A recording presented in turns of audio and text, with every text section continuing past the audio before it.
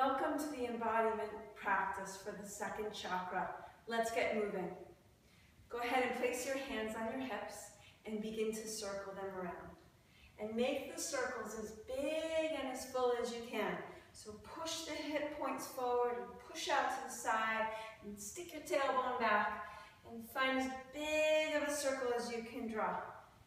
So you can feel the full range of motion of the hips. And then go the other direction. Circle back and around and feel how the difference in the movement, how it feels and how it goes to go in the other direction. It might be a little different. And then as the middle point of the figure eight or infinity sign on its back, at the second chakra, right at the center of the second chakra, start to circle the hips from that place. So the middle point, the place where the two circles cross at the second chakra is your infinity sign.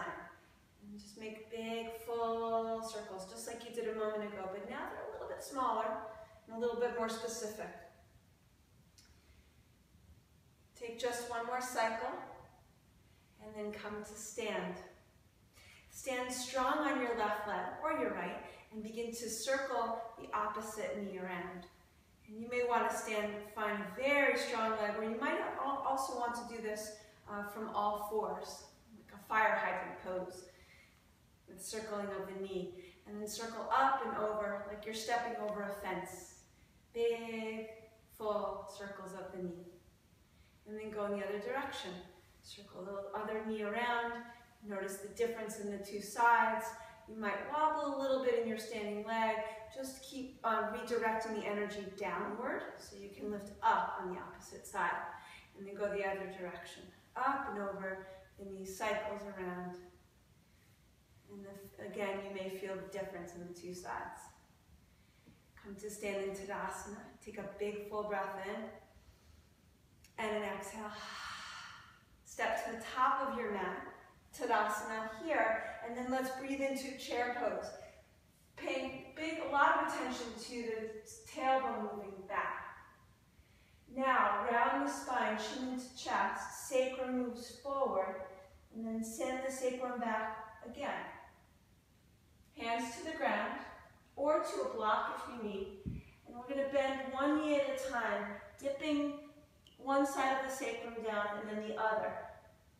What's nice about this exercise too is that it begins to help your hamstrings get used to the idea of opening one at a time, slowly. Just a couple more like this. Rocking and tilting, feeling the movement of the back of the sacrum, or the back of the second chakra too. And then go ahead and, if you may need the block in a moment, you may not, step your right foot back, low lunge. Take a breath in, and then lower your right knee down. Place your hands onto your left thigh, and push the thigh forward. And as you push the forward, you may feel the sacrum go with you, right, or with the leg. Now, resist that and push the sacrum forward as the tailbone draws underneath you and the chin goes to the chest. Inhale, tailbone back, sacrum back. Exhale, tailbone forward, chin into chest. Inhale, tailbone back, heart lifts. Exhale, sacrum moves you, and then now sit right on top of the, ribs right on top of the hips. This is neutral. Stretch your arms up high. Lift up and back, feel the heart open, and then exhale your hands to the ground.